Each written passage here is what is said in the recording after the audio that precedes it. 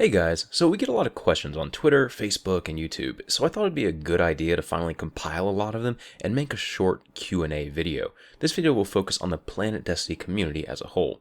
Recently we asked on Twitter that we'd like to get more community input for our podcast as well, so please be sure to let us know any questions or topics that you've got so we can discuss them in an upcoming podcast. Speaking of the podcast, we'll have a very special guest who goes by the name of Poke Bear, and he will actually be going to Bungie HQ and talking there about communication between the devs and players and how communication can be improved. A lot of really cool stuff. I won't spoil it here for you, but tune into the podcast number 10 to hear all about the details. So starting out with some of the questions, Undead Soldier 35 asks, is there any news about an upcoming Vex Mytho class buff or fix? If he's referring to the bug that was introduced with the latest patch, then yes, that will be fixed in the future, most likely with 1.1.2. As far as any buffs or changes go, aside from fixing that one bug associated with it, no, they've stated that the Vex Mytho class is going to be quote-unquote frozen in time. Frosty Frets asks, do you think Queen's bounties will ever return?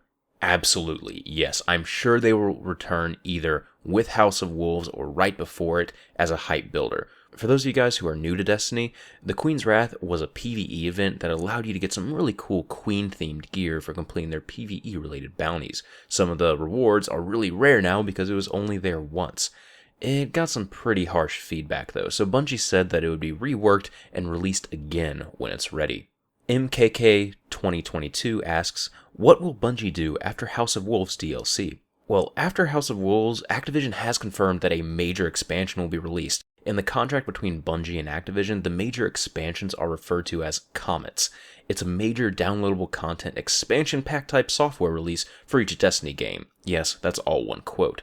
This is confirmed to be coming in fall, most likely in September, about a year after Destiny was initially released. Catalyst It's Me wants to know, what do you guys want to see DLC-wise after Comet? What kind of places do you want to travel to in Destiny?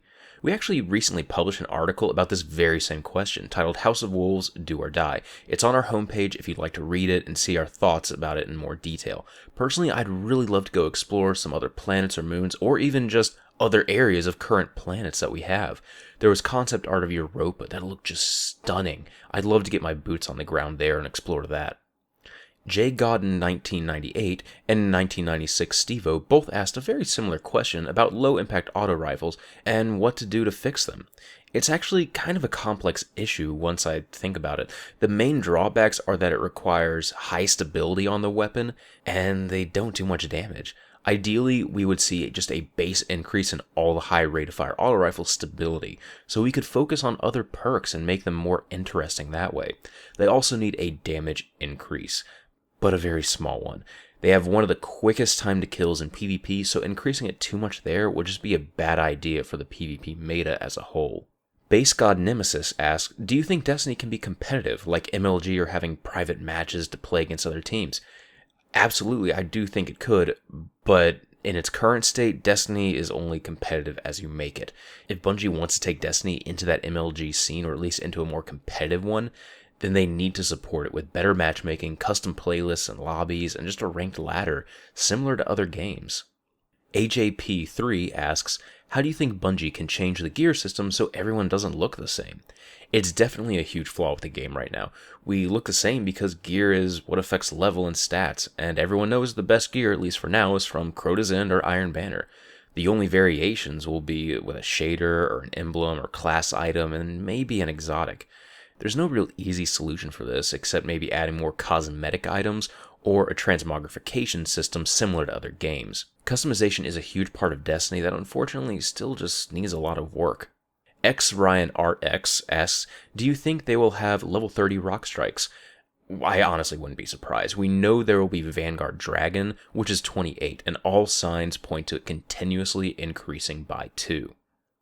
Gabe Diaz93 has a great question. Do you think all exotics will be automatically upgraded when House of Wolves drops, or will we have to do a challenge to upgrade them? We know that Bungie recognized their mistakes with the Dark Below. Luke Smith, lead raid designer, specifically talked about post-DLC vendor gear invalidating a lot of the Vault of Glass gear and exotics losing their perks after being upgraded. In a NeoGAF post he said, these mistakes will not be repeated. He goes on to say that although the team was happy with the increased drop rate for gear in Crota's End, they've recognized that earning Radiant materials has become a huge barrier between players equipping their new raid gear. It appears that Bungie will be experimenting with another system for gear acquisition and leveling for the next expansion, but who knows what it will be at this point. Ideally, I'd like to see something that makes us a little bit more intimate with the weapon, where we actually have a story surrounding it. Maybe make us do kind of a random quest line of events to actually upgrade that. I think that'd be really cool. I don't know how feasible that is, though, in terms of game design. BRCDLEY asks, what are your favorite snipers to use in the Crucible? Well, I actually have a lot of them. My main one, though, is LDR, for its high impact and armor-penetrating rounds. Even though the armor-penetrating rounds don't really come into effect much anymore, I like it because I do skirmishes a lot, and it drops someone with one headshot through a res shield. My other two sniper rifles are Praetor's Revenge, and I like it for its really high stability, mainly the fire rate though, and the mag size is really good. Patience and Time, I absolutely love that one just for the aesthetics of it, and the always active radar. Forever for Hire wants to know, what tricks like the ninja jump to do in PvP? Honestly, I'll just point you to a video that we recently published talking about mobility, quick movement, and sneaky jumping in the Crucible. Papercut put a lot of work into that, and it has a lot of really great interesting tips there.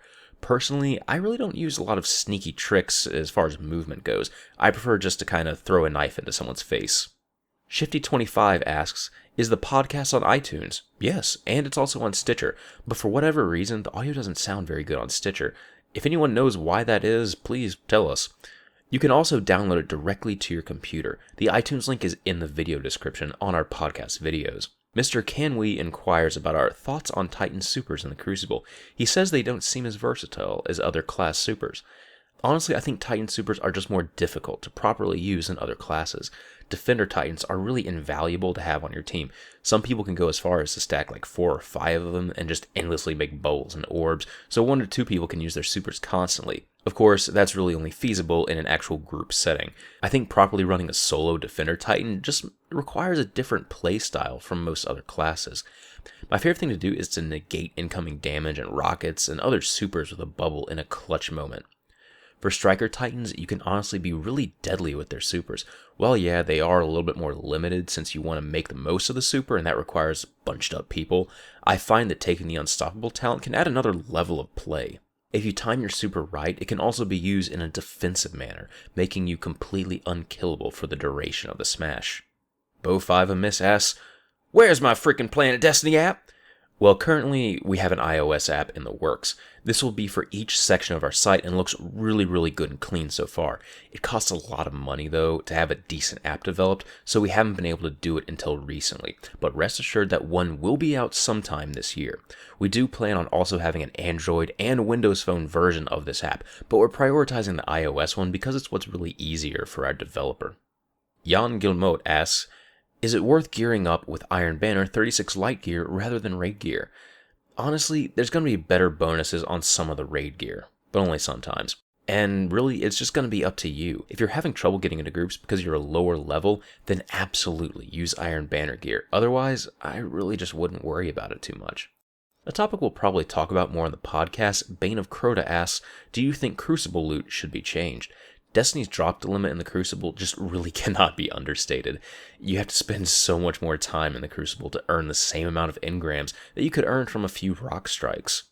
Bungie is going to take a hard look at Crucible rewards though.